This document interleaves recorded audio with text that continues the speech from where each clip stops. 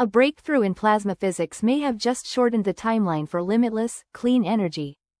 But creating a star on Earth is just one piece of the puzzle. Today, we're looking at the blueprints for our entire future. Welcome to the synthesis. Today is August 9, 2025. On this day in 1965, Singapore was expelled from Malaysia, an event that forced it to forge an entirely new national identity and economic foundation from scratch. That theme of forging new foundations is central to our stories today. We are witnessing a global effort to build the core infrastructure of the next century, from the fusion reactors that will power our cities, to the semiconductor fabs that will run our technology, and even the genetic databases that will redefine medicine. Our analysis begins with the race for fusion energy. Our first story is about unlocking a star's power. Our analysis begins with the race for fusion energy. Recent reports confirm significant advancements in nuclear fusion research. Scientists have achieved a critical plasma breakthrough, successfully unlocking key magnetic behaviors. This discovery is pivotal as it could lead to more stable and sustained fusion reactions, essential for a viable energy source that has eluded us for decades. And what's truly fascinating about this synth is how directly it addresses one of fusion's most persistent hurdles: maintaining plasma stability long enough to achieve net energy gain.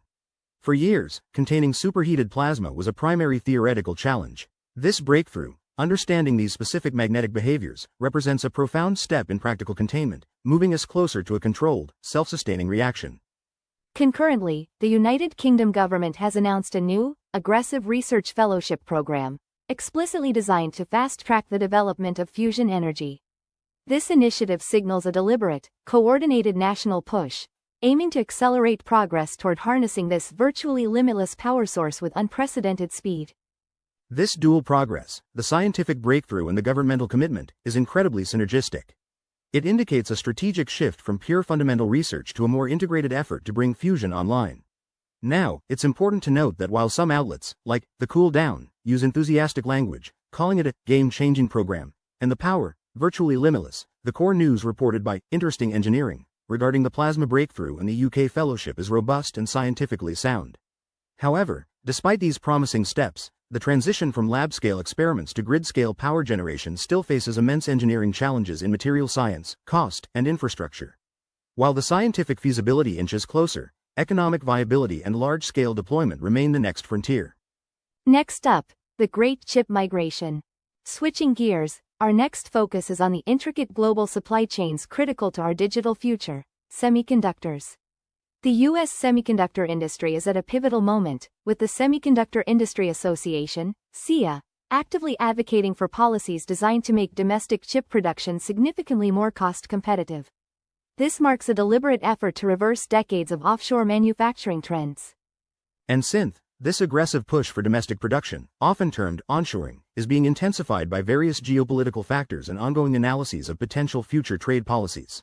For instance, there's significant discussion around a hypothetical 100% tariff on Chinese goods, which, while purely speculative at this stage, highlights the extreme measures being considered to reshuffle global supply chains.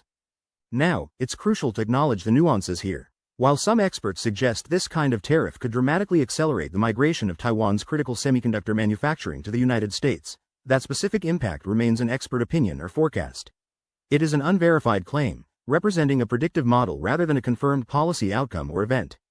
Nevertheless, this debate underscores a deeper strategic imperative: national security and supply chain resilience. The idea of a great chip migration isn't just about tariffs, it's about de-risking critical infrastructure. However, the practicalities of relocating an entire advanced manufacturing ecosystem, like Taiwan's, involve immense capital, a highly specialized workforce, and many years. While the intent is clear, the economic and logistical challenges inherent in such a monumental shift would undoubtedly reshape global economic power dynamics for decades, even if no tariffs are ever implemented. Next up, Ghana's genetic blueprint. From the macro-scale challenges of global supply chains to highly specific, yet universally impactful, medical breakthroughs. Our final story for today pivots to a groundbreaking initiative in global health equity.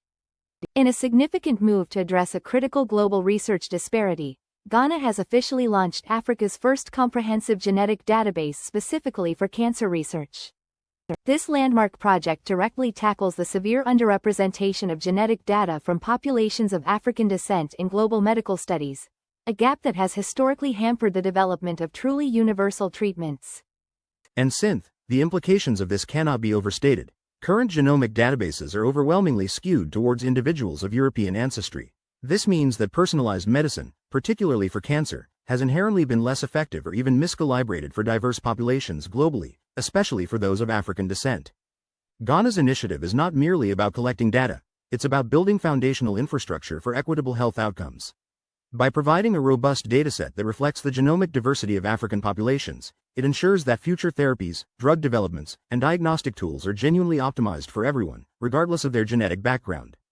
It's important to commend the straightforward nature of the reporting on this. The details are factual, outlining a significant new scientific infrastructure project, and there are no notable biases or unverified claims attached to the core announcement, underscoring its foundational importance. This move by Ghana sets a crucial precedent, not just for other African nations but for global scientific collaboration, illustrating how localized, targeted efforts can drive profound worldwide advancements in precision medicine and health equity for future generations. Next up, a new battle for the brain. From the macro-scale challenge of global health equity, our final story pivots to the incredibly intimate frontier of neurotechnology. A new battle for the brain has begun. Precision Neuroscience, a company established by former employees of Elon Musk's Neuralink, has entered the arena, developing a competing brain-computer interface, or BCI. They notably claim their implant technology is a safer alternative, signaling increased competition and a distinct industry focus on less invasive methods within this rapidly advancing sector. And this emergence of a direct competitor, particularly one born from a spin-off of Neuralink, is profoundly significant. It introduces a vital dynamic into the BCI space, potentially accelerating the pace of innovation and shaping the very foundations of future human-computer interaction. Now, it's important to address Precision Neuroscience's claim of being safer. While the company's emergence as a key player is confirmed, that specific assertion is a forward-looking statement made by the company itself and has not yet been independently verified through long-term clinical trials. However, this explicit focus on less invasive methods is critical. It indicates a strategic shift towards wider patient acceptance and ethical considerations, moving beyond highly specialized, high-risk applications. This competition could compel the entire neurotechnology sector to prioritize not just revolutionary capabilities, but equally, the accessibility, safety, and long-term well-being of users, pushing ethical frameworks to the forefront much sooner. Next up, Indonesia's battery megaplant.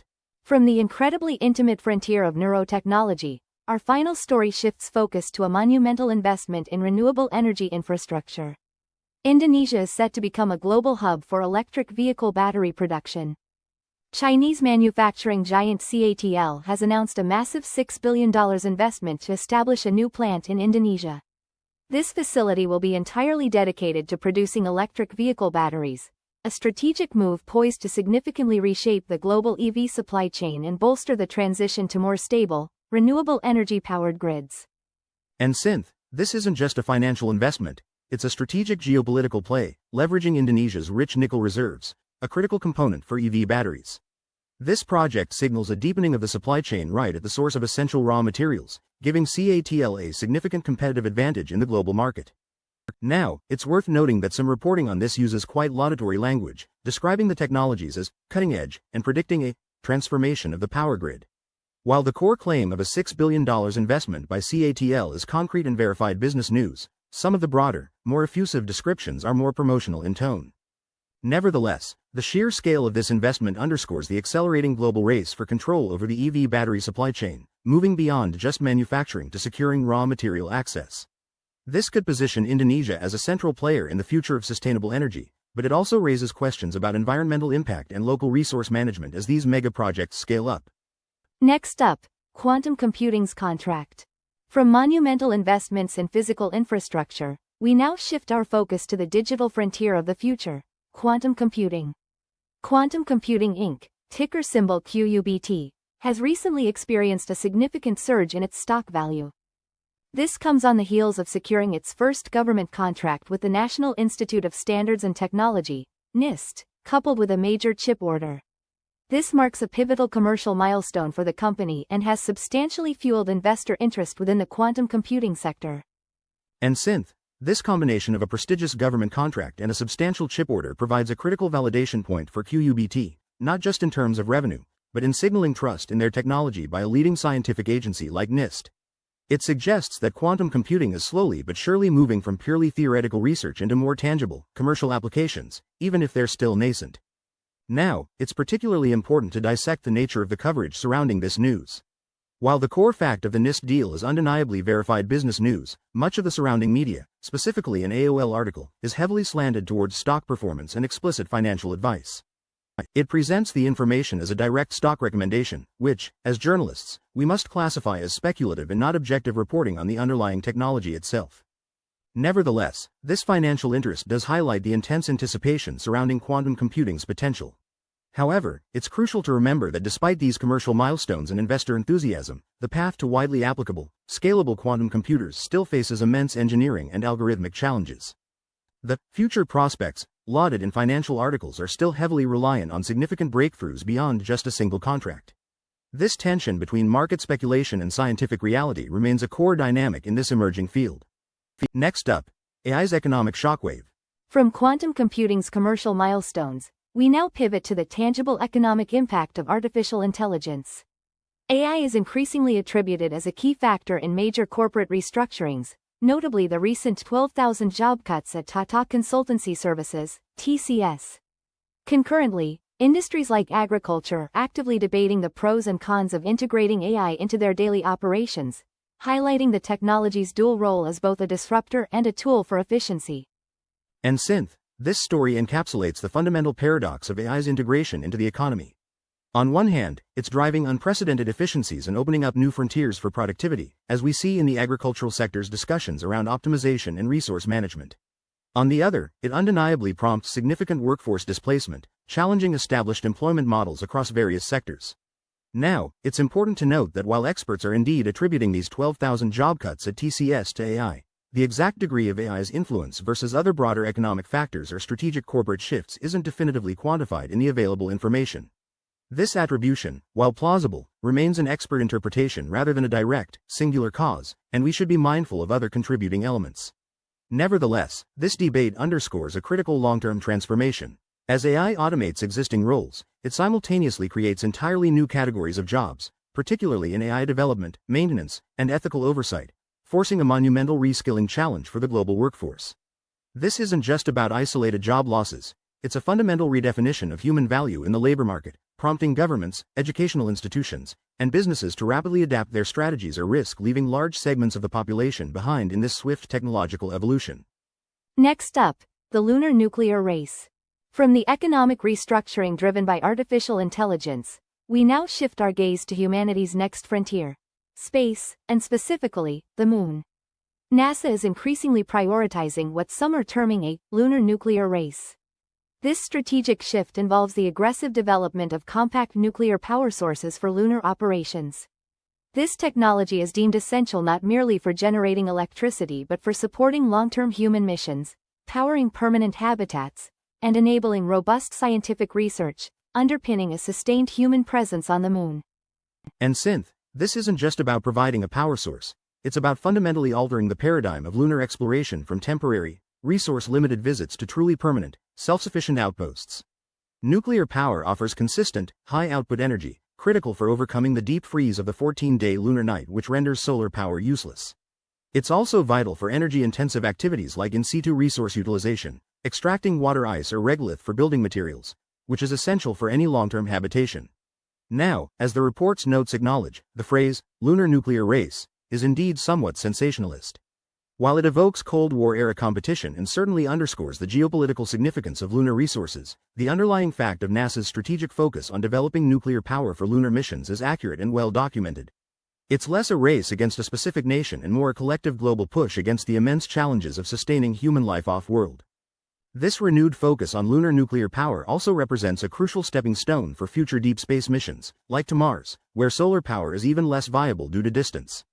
However, while essential, the deployment of nuclear reactors on another celestial body brings forth immense challenges: ensuring safety during launch and operation, securely managing radioactive waste in a pristine environment, and establishing robust international agreements to prevent weaponization or territorial claims around these future energy hubs.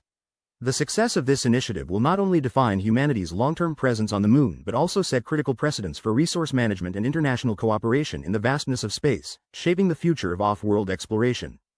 Next up, Crew 10 splashes down. From the long-term horizons of lunar exploration, we bring our focus back to immediate human achievements in low Earth orbit. The Crew 10 mission has successfully concluded its journey. After nearly 5 months aboard the International Space Station, the 4 astronauts of SpaceX's Crew 10 mission have completed their expedition, splashing down safely. And synth, while routine, the successful splashdown of Crew 10 is far from trivial. Each long-duration mission like this is a vital building block for humanity's sustained presence beyond Earth.